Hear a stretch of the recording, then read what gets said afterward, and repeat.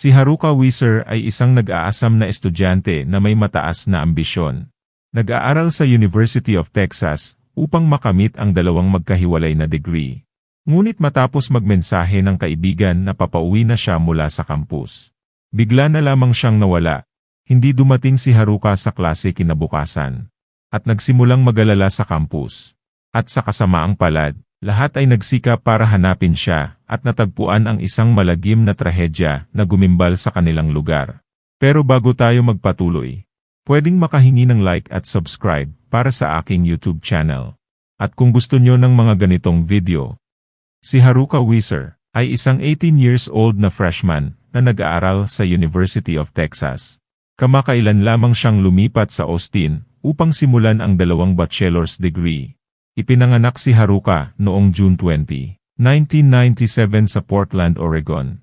Kasama niya ang kanyang pamilya. Ang kanyang ama na si Thomas Wieser, ang kanyang ina na si Yasuyo Tsunamin, ang nakababatang kapatid na lalaki si Naburo, at kapatid na babae na si Naomi. Galing si Haruka sa isang American-Japanese na pamilya, kung saan ang tatlong magkakapatid ay nagbabahagi ng mga pangalan na Japanese at upang parangalan ang kanilang pamana. Halimbawa, ang buong pangalan ni Haruka ay talagang Haruka Juliana Tsunamin Wieser. Napakalapit ng pamilya ni Haruka sa isa't isa. Madalas silang pumupunta sa tropikal na pamilyang bakasyon na sama-sama.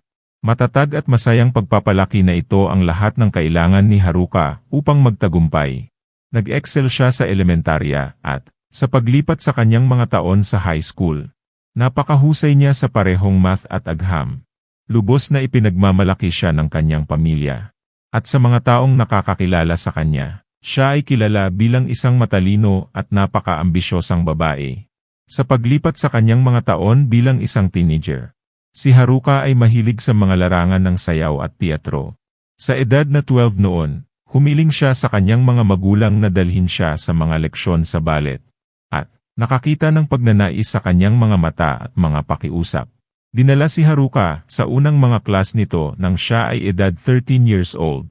Nabago nito ang lahat para sa batang babae. At bagamat natagpuan na niya ang kanyang tunay na hangarin, nakakayanan pa rin niyang makasabay sa kanyang pag-aaral. Siya ay masigla at proud na may isang lubos na nagmamahal sa kanyang buhay. Mayroon din siyang isang grupo ng mga kaibigan. Nakakawili na mga libangan, napakagaling na mga marka, at isang mapagmahal sa pamilya. Nagpasya siyang sundan ang kanyang mga pagsisikap pati na rin ang kanyang pag-aaral. Nag-enroll sa University of Texas upang mag-aral ng teatro at sining, at isang pre-medical course, sa pag-asang balang araw ay maging isang doktor. Nalungkot ang kanyang pamilya at mga kaibigan nang malaman lilipat sa katimugang ng Estados Unidos. Lahat sila ay nakaranas na maglakbay sa buong bansa ng sabay-sabay. Ngunit ngayon ay panahon na para sa kanya upang magsimulang mag-isa. At kaya sa simula ng kanyang taon pang-akademiko noong 2015, natagpuan ni Haruka ang kanyang sarili sa kakaibang at hindi pa napuntahan na lugar. Ngunit sa kabila ng mga hamon sa buhay, siya ay agad na nagpatunay na hindi siya susuko. May mga bagong mga kaibigan at lumabas siya sa ilang mga dula ng unibersidad sa kanyang unang taon.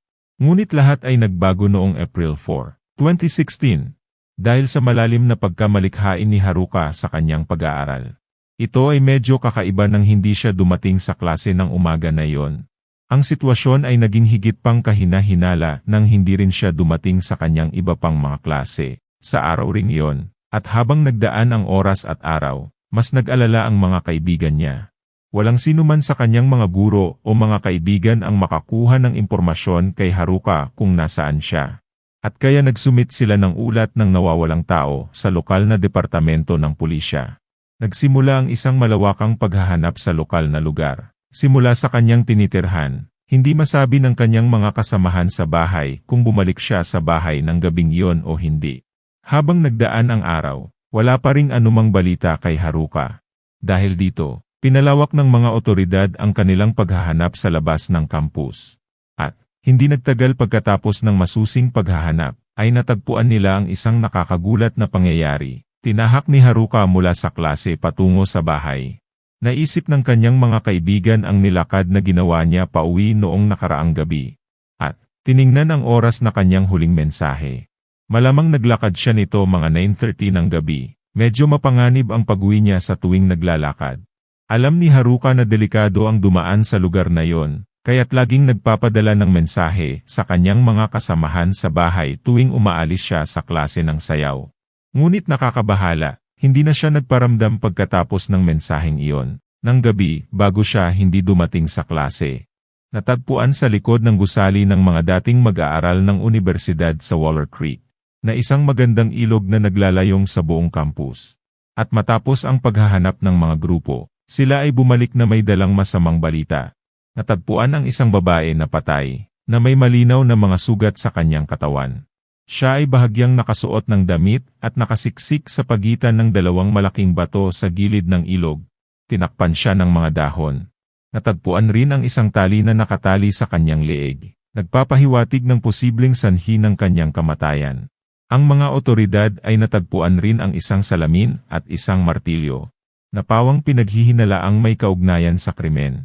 Sa simula pa lamang, may pangamba sila na ang katawan ay kay Haruka. At sa kasamaang palad, positibo nga na si Haruka ang natagpuan nilang katawan. Batay sa forensics, tinatayang siya ay walang awang pinagsamantalahan, at itinapon sa sapa, halos 24 hours bago siya natagpuan. Ngunit ang tunay na nangyari sa kanya, ay hindi pa rin malaman. Dahil hindi pa kilala at malaya pa ang pumatay kay Haruka. Naglabas ng babala ang mga otoridad sa unibersidad at sa lahat ng mga estudyante. Bilang tugon, lahat ng mga estudyante ay dapat may kasama at mag-ingat sila sa tuwing sila ay maglalakad sa kanilang lugar. Matapos maingat na suriin ang mga kilos ni Haruka noong gabing nawala siya. Nagawa ng paaralan na matukoy ang lugar kung saan dumaan si Haruka papunta sa bahay na tinitirhan. Sa bahagi ng lugar na yon ay may mga nakasabit na mga CCTV kamera. At isa sa mga kamera ay nakunan ang isang tao na naglalakad at sumasakay sa pinaniniwala ang bisikleta ng babae na may isang bag sa likod. Upang matukoy ang taong ito, inilabas ang mga CCTV footage sa publiko. At bagamat walang sinumang lumapit na may positibong pagkakakilanlan. Sinabi ng mga kaibigan ni Haruka na malamang na ang duffel bag na nakita sa suspect ay pag-aari ni Haruka. Matapos makita ang footage, inilabas ng Departamento ng Pulisya. Nakakabahala ang koneksyon na nakuha ng Austin Fire Department. Sa parehong gabi na pinatay si Haruka, may sunog na nangyari sa isang gusali ng imbakan na matatagpuan sa Medical Arts Street. At pagkatapos tingnan ang pangyayari, napatunayan na ang sunog na ito ay sanhi ng arson. Samantala, isang lalaki ang kakaiba ang kilos na hindi kilala sa kanilang bayan ang napansin ng mga tao. Tinanong siya ng mga bumbero kung bakit sa malapit sa imbakan siya nakatira, at sinabi niya sa mga bumbero na matagal na siyang nakatira sa imbakan at wala siyang ibang matirhan. Pinaliwanag rin na nilamig siya, kaya sinunog niya ang mga bagay upang makapagpainit ng kanyang sarili. Ay karaniwan para sa mga taong walang tahanan sa lugar na yon. Lalo na sa mga mas malamig na buwan. Dahil siya ay 17 years old lamang, siya ay dinala muna sa lokal ng bahay ampunan. Gayunpaman, matapos suriin ang mga nakuhang kahalayan sa video, kinilala siya ng mga bumbero bilang ang lalaking nakatira malapit sa imbakan. Pagkatapos ay bumalik ang otoridad sa lugar ng lalaki na kung saan siya nagsunog ng gamit. Natagpuan ng mga detective ang bisikleta na nakita sa video, kasama ang isang bota, nasunog na notebook ng kolehiyo, at isang itim na jacket. At pagkatapos tingnan ang loob ng bulsa ng jacket, natagpuan nila ang resibo na may detalye ni Haruka. Kaya't kumonekta ito sa pagkamatay niya at sa lalaking nasa likod nito. Walang alinlangan. Ang mga ebidensyang nakuha ng mga otoridad ay nagpapatunay na may kinalaman ang lalaki sa pagkamatay ni Haruka. Kaya't bilang tugon, pumunta ang mga otoridad sa bahay ampunan. Upang hanapin ang lalaki, ang binatang ito ay naroon nang dumating sila. Ang 17 years old na lalaki ay natukoy bilang si Mikhail Kriner, na dati nang naninirahan sa Texarkana, na matatagpuan higit sa 300 miles ang layo. Sa una, si Mikhail ay inaresto dahil sa mga alegasyon ng pagsisinungaling sa ebidensya dahil sa sunog. Ngunit matapos makatanggap ng warrant para maghanap sa kanyang mga gamit, natagpuan ng mga investigador ang isang MacBook na may nakadikit na sticker ng Portland, na tumutugma sa paglalarawan ng laptop ni Haruka. At sa bagong impormasyong na ito, Ina-upgrade ang pagkaaresto mula sa pagsisinungaling sa ebidensya patungo sa pinaghihinalaang pagpatay. Sa isang press conference noong April 8, inanunsyo ng Austin Police Department na may isang suspect na kanilang hawak at, sa abot ng kanilang mga pagsisikap, nagplano silang kasuhan siya ng pagpatay na may unang antas. Ngunit ngayon na alam na kasama si Mikhail sa pagkamatay ni Haruka. Sino nga ba siya? Ano ang nagdala sa kanya sa Austin? At ano ang kanyang motibo? Narito ang ilang impormasyon. Ipinanganak si Mikhail noong taong 2000. Noong pinagbubuntis pa lang si Mikhail ng kanyang ina, ay walang pakialam sa pagbubuntis kay Mikhail. Sa halip na ang kalusugan ng isang bata, mas nabahala siya sa kanyang pagkaadik sa bawal na gamot at alak, na malungkot na nagpapahiwatig na ang kanyang anak na si Mikhail ay ipinanganak na may fetal alcohol syndrome. Ang fetal alcohol syndrome ay malubhang nakakaapekto sa utak sa murang edad, at maaari pa itong magdulot ng mga sintomas ng paglaglag ng sanggol pagkatapos ng kapanganakan. Pagkatapos isilang si Mikhail, ay kinuha mula sa kanyang ina. Ang bata ay sa ganitong kalagayan ay bihira silang magkaroon ng ligtas, matatag na pamumuhay sa hinaharap, at madalas na nahihirapan silang baguhin ang mga bagay. Ito ay hindi magiging iba kay Mikhail.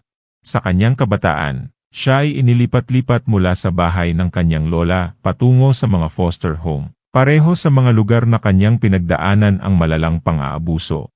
Naging malinaw din na dahil sa kanyang kondisyon noong siya'y ipinanganak, ang kanyang buhay ay lubhang malungkot. Siya ay matagal bago siya matutong magsalita, at sa kanyang edukasyon, siya ay tumigil sa pag-aaral. Bagamat hindi lubos na alam kung ano ang nangyari sa kanyang foster care, malungkot na karaniwan ang pang-aabuso dito, at sa kanyang lola. Ang pinakamasamang pangyayari ay noong taong 2009, nang tawagin ng mga kapitbahay ang mga pulis matapos makita ang lola ni Mikhail na sinasaktan siya sa harap ng bakuran. Bilang resulta ng pambubugbog, pareho niyang mga mata ay namamaga. Ang mawalan ng ina, hindi nakapagtapos sa paaralan, at pagkatapos ay bugbugin ng lola sa gitna ng lahat ng iba ay talagang nakakalungkot. Sinabi ni Mary ng kanyang lola na siya ay nagpapataw ng disiplina lamang sa kanyang apo, kahit na hindi niya maipaliwanag kung bakit. At bagamat siya ay inaresto pagkatapos nito, siya ay pinalaya na may multang $2,000. Sa kabila ng malinaw na pisikal na pang-aabuso, sinabi ni Mikhail na maayos siyang pinalaki ng kanyang lola, at siya ay isang mabait at masayahing lola. Na-diagnose si Mikhail na may autism, depression, at schizophrenia. At bagamat may ganitong diagnosis, hindi ito medikal na na-manage. Ang mga kapitbahay ay nakakakita sa kanya na naglalakad-lakad sa paligid ng ari-arian ng kanyang lola, na tila may kaharap na mga tao at nagsasalita ng mag-isa. At bagamat ito ay maaaring siya lamang ang naglalaro mag-isa o isang palatandaan ng kalungkutan, maaari rin itong sintomas ng kanyang schizophrenia. Bilang isang teenager, sinabi ng kanyang mga kapatid na siya'y mabait at madalas na tumitingin sa magandang bahagi ng buhay. Sa katunayan, ipinapakita sa mga pahayagan ng Texas High School kung paano niya sinikap lampasan ang kanyang mga pagsubok at makahanap ng mas magandang buhay. Bagamat sinasabi ng kanyang mga kapatid na karaniwan siyang mabait na bata, madaling siyang magalit sa alinmang sandali. Sa kabilang banda, ito ay isang malinaw na palatandaan o sintomas ng autism. Gayunpaman, lubhang naapektuhan ang batang si Mikhail ng siklong pang-aabuso. Sinabi ng kanyang lola na umalis siya sa tahanan at humanap ng sariling paraan sa buhay. At sa murang edad na 16 years old lamang, opisyal na umalis sa kanyang lola, at walang tahanan si Mikhail. Matapos ang malungkot na balita, siya ay naglakad at sumakay ng mga sasakyan ng 370 miles patungong Austin. At pagdating niya roon, siya ay walang direksyon na namamalagi sa mga lansangan, natutulog sa mga halfway house, at naghahanap ng tirahan kung saan man siya makakahanap. At pagkatapos, noong gabi ng April 3, 2016, noong si Mikhail ay nahuli, hindi siya masyadong nagsalita. Sa isang pagsusuri ng kaisipan, natuklasan na ang kanyang talino ay malayo sa karaniwang 17 years old na batang lalaki, at lalo pang nagpatunay sa kanyang dating pagkadiagnose ng autism, depression, at schizophrenia. Sa pagkakasabi ng mga ito, natuklasan na siya ay nasa tamang pag-iisip, at alam niya rin ang kanyang mga ginawa ay mali at kaya gumawa siya ng paraan para itago ang mga ebidensya. Kaya sinubukan na itago ang katawan ng biktima o sunugin ang kanyang mga gamit. Sa pamamagitan ng kombinasyon ng mga pisikal na ebidensya at mga kamera ng pangangasiwa, ang mga otoridad ay maaring magpatuloy at buuin kung ano ang eksaktong nangyari noong gabi ng April 3, 9:30 ng gabi nang umalis si Haruka sa kanyang klase sa sayaw. Nagmensahe siya sa isang kaibigan na sinasabing pauwi na siya. Dumaan sa kanyang karaniwang ruta mula sa universidad patungong sa kanyang tirahan. Isang CCTV kamera ng pangangasiwa ang nakapagkuha kay Mikhail na naglalakad malapit sa isang van na nakaparada sa lugar na iyon. Pinaniniwalaan na ang una niyang motibo ay pasukin ang van na iyon. Gayunpaman, nang makita niya si Haruka habang dumadaan, ang atensyon niya ay biglang lumipat sa kanya. Silang dalawa na lamang ang nasa lugar na iyon. Ipinakita sa CCTV kamera na si Mikhail na nag-kickstand ng bisikleta bago siya sumunod kay Haruka sa daan patungo sa kanyang tahanan. Dahil may mga advantage ang suspect sa height na 6'2", kaya walang nagawa si Haruka nang siya ay atakihin ng suspect. Sa malungkot na pangyayari, siya ay pinagsamantalahan ng suspect bago siya patayin sa pamamagitan ng pagkakasakal gamit ang tali sa kanyang katawan. Wala talagang alam kung saan nanggaling ang tali. Maaring ito ay naisakatuparan at plano niya ito gamitin sa isang uri ng krimen, o simpleng nahanap niya ito sa daan. Pagkatapos, hinila niya si Haruka pababa sa tabi ng ilog gamit ang tali, bago ito itinago sa pagitan ng dalawang malalaking bato at sinamahan ng mga basura at halaman. Pagkatapos ay bumalik si Mikhail sa daan kung saan kinuha ang kanyang bisikleta, at lumisan sa lugar. Makaraan ang ilang sandali. Nakita siyang naglalakad kasama ang kanyang bisikleta. Parang pagod o nasaktan ang kanyang binti. Mula dito, maaari lamang isipin na bumalik siya sa unit ng imbakan na may daladalang mga gamit ni Haruka. Malamang na doon siya natulog sa gabi, at sa umaga, na-realize niya ang kanyang mga ginawang krimen. Nagdesisyon siyang subukan sunugin at alisin ang ebidensya. Doon siya sinundo ng bumbero at dinala sa mga taong walang tirahan, kung saan siya hinuli kinabukasan. Ang legal na proseso ng kaso na ito ay mahaba at komplikado, at nakakainis na nagpapakita ng antas ng pagkukulang na bihira mong makita sa mga kaso ng pagpatay. Si Mikhail ay opisyal na inakusahan noong June ng 2016 ng pagpatay, pagnanakaw, tangkang pang-agaw, at pagsasamantala, at ang petsa ng kanyang paglilitis ay itinakda para sa March ng 2017. Gayunpaman, ang unang petsa na iyon ay kanselado matapos malaman na may malaking problema sa DNA profiling ng kaso na ito. Dahil sa mga hindi bihasang at hindi sinanay na tauhan ng laboratory, isinara ang mga forensic lab ng Departamento ng Pulisya noong July ng 2016. Ibig sabihin nito na maaari lamang maproseso ang 20 sample bawat buwan, na nag-iwan sa Departamento ng Pulisya ng malaking backlog. Dahil sa tagal bago ito maproseso, karamihan sa mga ebidensya ng DNA ay sa huli ay itinatapon, at ang mga halimbawang ito ay kapos sa ngayon sa korte. Ang lalaking inakusahan sa pagpatay sa isang babae na first year na mag-aaral sa University of Texas ay naantala muli. Inakusahan si Mikhail Kriener ng capital murder at ng pagpatay kay Haruka Wieser. Sinasabi ng kanyang mga abogado na ang paglilitis ay naantala dahil naghihintay sila sa mga resulta ng DNA, mga conflict sa schedule. Dahil si Kriener ay 17 years old noong panahon ng kamatayan ni Haruka, hindi siya kwalipikado para sa parusang kamatayan. Sa huli, na-reschedule ang paglilitis ni Mikhail para sa July ng 2018, at may kasong capital murder sa kanyang pangalan. Kung mapatunayang guilty, siya ay haharap sa habambuhay na pagkabilanggo na may minimum na sentensya na 40 years sa likod ng rehas. Pero swerte para sa kanya, dahil sa kanyang edad na 17 years old,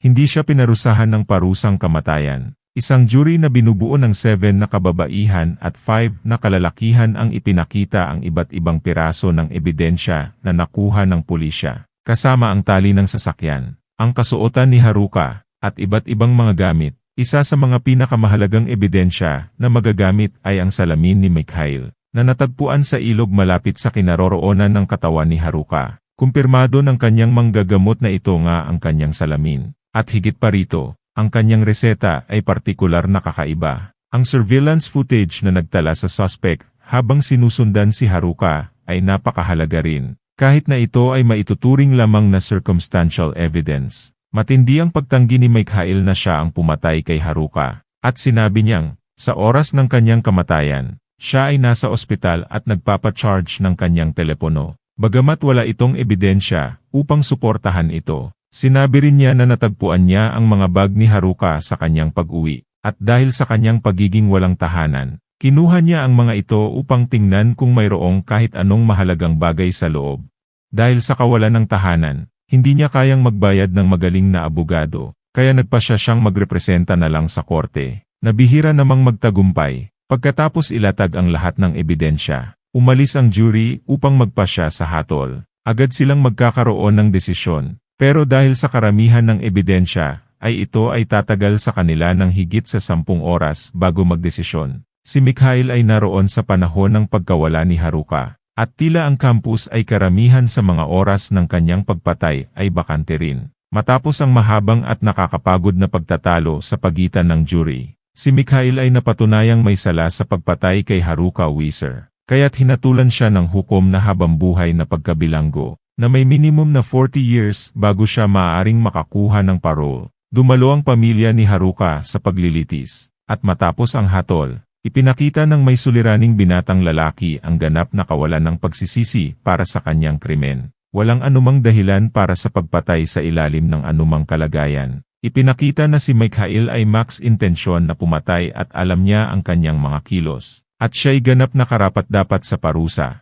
Ngunit sa isang traumatikong kabataan, mga suliraning pagkatotoo sa pamamagitan ng fetal alcohol syndrome, at iba't ibang mga kondisyon sa kalusugan ng isip tulad ng autism, depression, at schizophrenia, ito ay gumagawa ng hatol na medyo mahirap. Medyo mahirap magpasya kung dapat ba siyang nakabilanggo o nasa isang psychiatric hospital. Sinasabi maging ang mga pulis ay gumawa siya ng krimen, kaya dapat lang naparusahan siya. Maraming ebidensya na nagpapabulaan nito. Noong March ng 2020, umapela si Mikhail ang kanyang hatol, na sinasabing ang pagkuha ng kanyang mga gamit mula sa storage unit ay di makatwiran sa mga opisyal. Hindi nagulat, ang kanyang apela ay sa huli hindi siya pinakinggan. Siya ngayon ay mananatiling nakabilanggo sa loob ng maraming taon, o kahit na lamang hanggang siya ay 57 years old. Ang pagkawala ni Haruka Weiser ay nagulat sa komunidad na nakapalibot sa Texas University, at maraming mga pagtitipon at mga alaala ang ginanap bilang pagpupugay sa kanyang maikling ngunit makulay na buhay. Sa bawat anibersaryo ng kanyang kamatayan, mga bulaklak ang inilalagay sa lugar kung saan siya natagpuan. Bilang tugon sa kanyang pagpatay, nag-invest ang paaralan ng $13 million